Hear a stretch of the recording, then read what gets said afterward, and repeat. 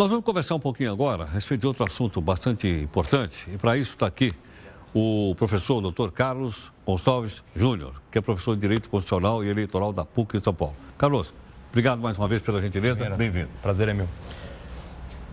Carlos, com essa decisão, ou que vai ser tomada pelo Superior Tribunal Eleitoral em relação à chapa Dilma Temer, a coisa parece estar caminhando em direção ao seguinte: a chapa pode ou não pode ser dividida? Parece que o TSE já está indicando alguma coisa de que vai manter a sua jurisprudência de considerar que a chapa é indivisível. Ou seja, se considerar que, de fato, a candidatura da Dilma Michel Temer abusou do poder econômico, pouco importa quem efetivamente tenha praticado os atos de recebimento. A punição é da chapa? A punição, num primeiro momento, vai ser da chapa, porque não há como se dissociar o aproveitamento do vice pelo ato praticado pelo titular da chapa. Então, nesse caso, se considerar que a candidatura da Dilma abusou do poder econômico, tenha o Michel Temer participado ou não desses atos, a chapa como um todo deverá ter os seus votos anulados e, consequentemente, a eleição inteira anulada. A mesma coisa. Qual é a punição que a chapa sofre, ou que os componentes da chapa sofrem? Que era o candidato a presidente, Dilma, e o vice, o Temer.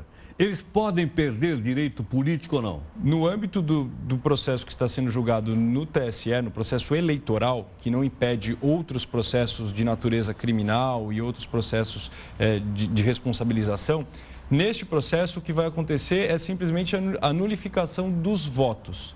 E a condenação por prática de abuso de poder econômico, que corresponde à Caixa 2, o recebimento ilícito de recursos, incorre também numa das cláusulas da lei da ficha limpa, né? Mais precisamente da linha J do artigo 1º da lei da ficha limpa. Então, significa que a lei da ficha limpa estabelece que quem for condenado pela Justiça Eleitoral, né, além de ter a sua candidatura cancelada e o seu mandato retomado, cassado, fica inelegível por 8 anos contados da eleição que ele deixou de participar. A celeuma que está se estabelecendo agora é em razão de um pronunciamento que o ministro Gilmar Mendes fez ontem à imprensa, ao dizer que, na interpretação dele da lei da ficha limpa, né, a inelegibilidade se aplica apenas ao candidato que teve participação direta no ilícito eleitoral.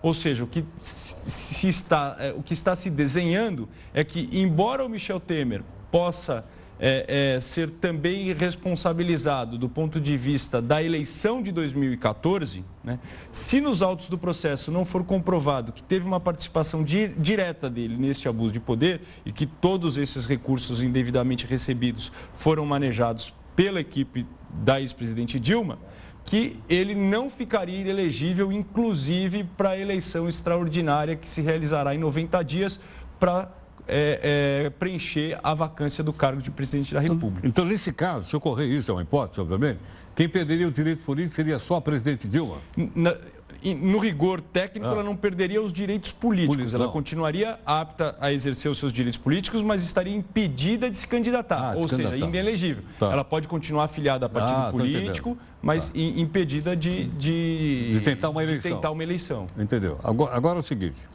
suponha então que isso se concretize. A chapa caiu, então o Congresso Nacional vai eleger um presidente indireto. Pode ser qualquer cidadão ou tem que ser membro do Congresso Nacional? Qualquer cidadão que preencha as condições de elegibilidade para presidente da República. Qualquer cidadão? Qualquer cidadão. Tanto é que o próprio Michel Temer, como pronunciou ontem o ministro Gilmar Mendes, poderia ser candidato a essa vaga desse mandato tampão para terminar. Ou seja, ele pode cair e ser imediatamente eleito indiretamente pelos 90 dias que o Congresso e tentar chegar de novo até 2020. Agora, o engraçado é que a Constituição estabelece lá no seu artigo 81 que, havendo a vacância do cargo de presidente da República no segundo biênio do mandato, ou seja, dos 2 últimos anos do mandato, deve-se realizar eleições indiretas, na forma da lei, mas essa lei não existe. Então, mais uma vez, nós vamos estar diante de uma situação de omissão legislativa que quem vai ter que preencher essa lacuna será o Supremo Tribunal Federal, assim como fez no caso do impeachment, que por uma DPF adaptou a lei de 50 à Constituição de 88. Sim.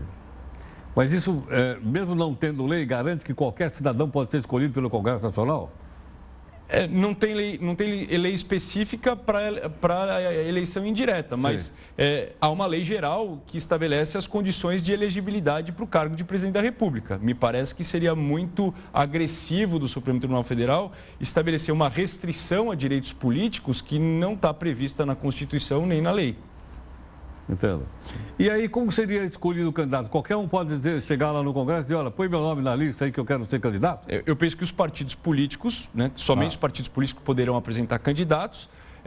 Porque tem que estar filiado a partido político. Vão ter que realizar convenções partidárias extraordinárias, nos termos da regulamentação que vai ser estabelecida pelo Congresso e checada perante o Supremo Tribunal Federal, e os partidos políticos é que irão apresentar os seus candidatos, ou em candidatura singular de partido, ou em candidaturas coligadas de blocos partidários. Quer dizer, aí nós estamos arriscados de ter o máximo de uns 35 candidatos. É possível. Porque tem 35 partidos políticos. Do ponto de vista jurídico, sim, mas do ponto de vista político, não acredito que isso ocorra. Acho que vai haver uma composição e possivelmente temos aí dois grupos disputando dois grupos relevantes disputando esse cargo.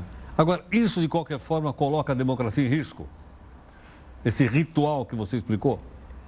Eu penso que se aplicar-se os termos da Constituição, né, de uma maneira serena, de uma maneira ordeira, nós estaremos, ao contrário, afirmando a força normativa da nossa Constituição para que, mesmo no momento de crise, não sejamos empurrados para uma excepcionalidade de regras. Então, depende muito de como isso será conduzido pelo Congresso Nacional e como será fiscalizado pelo TSE e pelo Supremo Tribunal Federal. Entendo.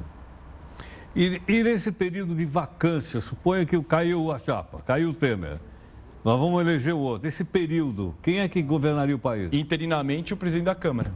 Que é o Rodrigo Maia. Exatamente. Ele seria o presidente da República. Seria o presidente da República. Não seria o presidente da República, seria interino. O presidente da Câmara em exercício interino da presidência da República pelo prazo máximo de 90 dias, que é o que a Constituição determina que deve se realizar uma nova eleição. Mas, Heródoto, nós estamos sendo muito otimistas, né, que essa decisão da Justiça Eleitoral virá e que transitará em julgado, ou seja, que se tornará definitiva antes das próximas eleições. Nós estamos há praticamente 1 ano e meio das próximas eleições e muita coisa tem para acontecer nesse processo que tramita perante o TSE. Muito recurso. Não muitos recursos, mas como é um processo que depende de uma dilação probatória, da colheita de provas, né? Essas provas vão ser muito discutidas e vão ser exaustivamente empurradas, né? Vamos dizer assim, até o final do mandato do presidente Temer. Eu realmente não acredito, posso estar equivocado, se for uma pressão política muito grande sobre o TSE, claro, que o TSE vai decidir isso com a agilidade que se espera. Até porque, do ponto de vista político, se reconhece uma certa acomodação dos poderes com a conformação do governo que está aí. É verdade. Aqui conosco está o advogado, professor Dr. Carlos Gonçalves Júnior, gentilmente aqui. Carlos, diante de toda essa participação do Tribunal Superior Eleitoral, mais do Supremo Tribunal Federal, está ocorrendo uma judicialização da política no Brasil, na sua opinião? Não? Sem dúvida. Não só no âmbito eleitoral, mas no âmbito da própria condução dos atos do presidente da República. Temos um exemplo bastante claro, a decisão recente do ministro Fux, determinando o regresso do projeto das 10 medidas da anticorrupção do Senado para a Câmara, né? Isso demonstra uma interferência, uma conduta do judiciário de estar participando mais ativamente do processo político. É claro que isso se dá no espaço que os próprios poderes abrem por uma falta de consenso, por uma falta de coesão e uma falta principalmente de legitimidade para tomar as medidas, né? É certo que se deseja que o Supremo Tribunal Federal faça a correção dos atos que se desviem dos objetivos constitucionais, mas também não se deseja que o Supremo Tribunal Federal acabe se transformando num bedel do Congresso Nacional, interferindo durante o processo legislativo. Me parece que... Agora, ele não é provocado para agir? Ele é provocado. Por exemplo, nesse caso, ele foi provocado por um dos deputados, que se viu vencido na Câmara dos Deputados.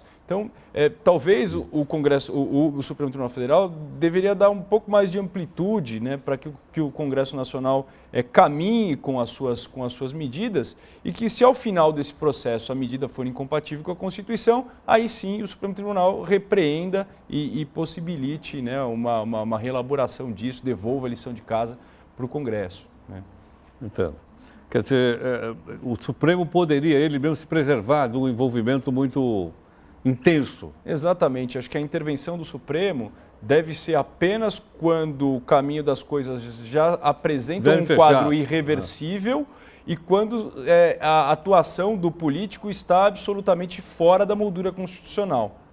Nesse sentido, aí sim, nós precisamos da intervenção do Supremo como guardião da Constituição. Mas a banalização da intervenção do Supremo na atividade política acaba transformando o Supremo num órgão que vai tentar buscar a sua legitimidade no clamor popular, o que não é a função dele. A função dele é garantir a Constituição. Professor, obrigado. Muito obrigado. Obrigado, Eu que agradeço. Até a próxima. Muito obrigado. Obrigado. Bom, a participação então do nosso convidado, o professor Dr. Carlos Gonçalves, né? Suponho, espero ter feito para ele as perguntas que todos nós gostaríamos de saber dessa história, porque fica uma confusão, o homem sai, não sai, perde direito político, não perde, está aí uma pessoa que tem credibilidade, conhece profundamente o assunto, e acho que a gente fica mais, nós ficamos sabendo melhor como é que anda as coisas, né? Na medida que a gente sabe o andamento técnico delas, como ele explicou aqui para a gente. 30 segundos a gente está de volta.